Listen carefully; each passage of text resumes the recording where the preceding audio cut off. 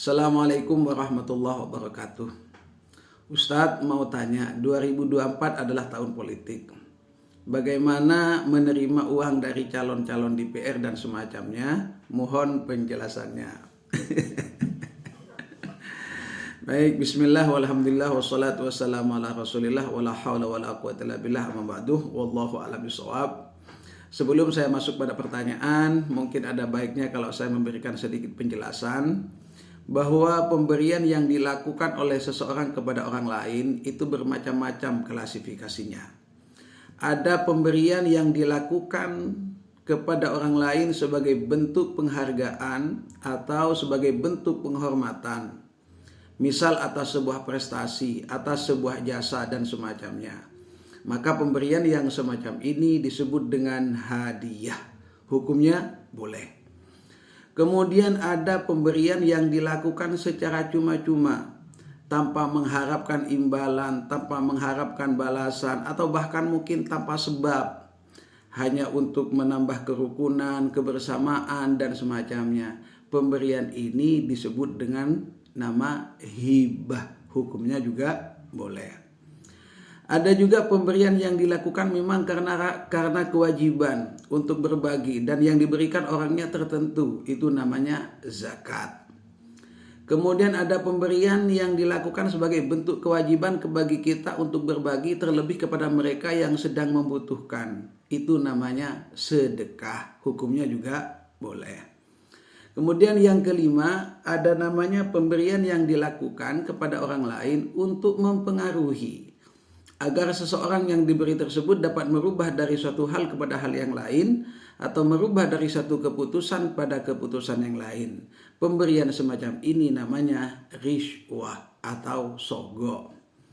Kembali kepada pertanyaan, kira-kira pemberian yang diberikan oleh calon-calon DPR itu kira-kira masuk pada yang pertama, 2, 3, 4 atau 5. Dan secara umum mungkin kita sudah bisa memberikan gambaran terhadap itu.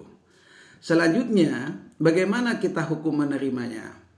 Jika calon-calon itu memberikan dengan sebutan yang pertama, 2, 3, 4, maka tentu kita boleh saja menerimanya. Tetapi jika pemberian itu jelas-jelas menyatakan mohon pilih kami dan seterusnya, maka jelas itu hukumnya haram untuk kita menerimanya.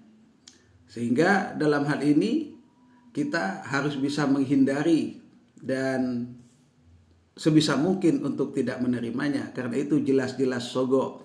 Sudah dijelaskan ar-rashi wal murtashi finar. Yang menyogok dan yang disogok itu ada di neraka. Di sisi lain mungkin sebagai pertimbangan dan perbandingan bahwa para sufiyin, ulama-ulama yang sangat menjaga kesucian hati, kesucian jiwa dan kesucian hartanya, maka mereka semua jangankan sesuatu yang haram, syubhat pun beliau-beliau ini tidak akan pernah mau untuk menerimanya. Sehingga kami meyakini ketika hal itu diberikan kepada orang-orang yang ahli sufi, insya Allah beliau-beliau tidak akan menerimanya. Oleh karena ini sudah berbau syubhat. Karena sulit rasanya dilepaskan pemberian oleh para calon itu dengan tanpa tujuan agar mereka mendapatkan simpati dan dipilih atau bahkan merubah keputusan dari keputusan sebelumnya yang sudah dimiliki. Kemudian bagi kita bagaimana untuk menerimanya? Sudah tadi sampaikan di depan. Jika saat pemberian itu dilakukan dalam bentuk misalnya ini sedekah, maka yang dihukumi adalah zahirnya. Yang dihukumi adalah zahirnya. Atau ini adalah hibah, maka yang dihukumi adalah zahirnya.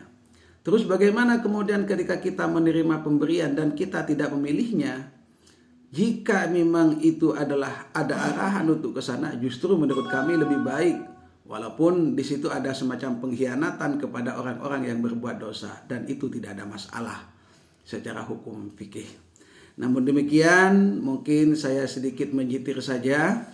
Ada sebuah syair yang berbunyi, la tashabanna man kana ahla batalatin wa tasahulin fid dini dzaka huwal bala. Janganlah di antara kita kemudian berteman, bersahabat atau berkumpul-kumpul dengan ahli-ahli kebatilan. wa tasahulin fiddin, atau mereka-mereka yang mengambil keringanan dari sebuah hukum-hukum agama. Dzaka huwal bala, itu adalah musibah bagi kita. Mudah-mudahan kita dapat menjaga diri agar tidak terjerumus kepada sesuatu hal yang dimana kita terjatuh pada suatu yang syubhat, apalagi suatu yang haram. Dan mudah-mudahan kita dapat memilah dan memilih serta menjaga diri kita untuk menjadi orang yang selalu mawas diri, bersih hati, bersih jiwa, bersih harta, sehingga apa yang dapat kita lakukan semua dapat diterima oleh Allah Subhanahu wa taala. Amin Allahumma amin. Saya kira itu jawaban yang bisa saya sampaikan. Insya Allah walaupun tidak secara jelas kami menyatakan, tetapi sudah ada gambaran bagaimana seharusnya kita bersikap.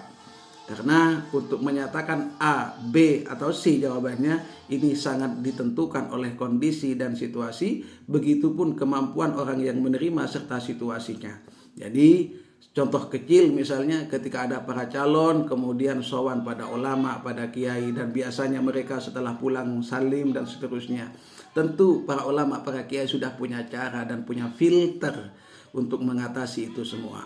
Dan itulah beberapa jawaban. Tetapi bagi kita orang awam ada baiknya, karena kita tidak tahu alur dan arah bagaimana semestinya kita bersikap, memilah dan memilih sesuai dengan referensi-referensi para ulama, maka ada baiknya kita untuk menghindari dan tidak mau menerimanya agar kita tidak terjerumus kepada sesuatu yang syubhat, apalagi sesuatu yang haram. Saya kira cukup sekian, mudah-mudahan bermanfaat. Wallahu a'lam bishawab. Wassalamualaikum warahmatullahi wabarakatuh.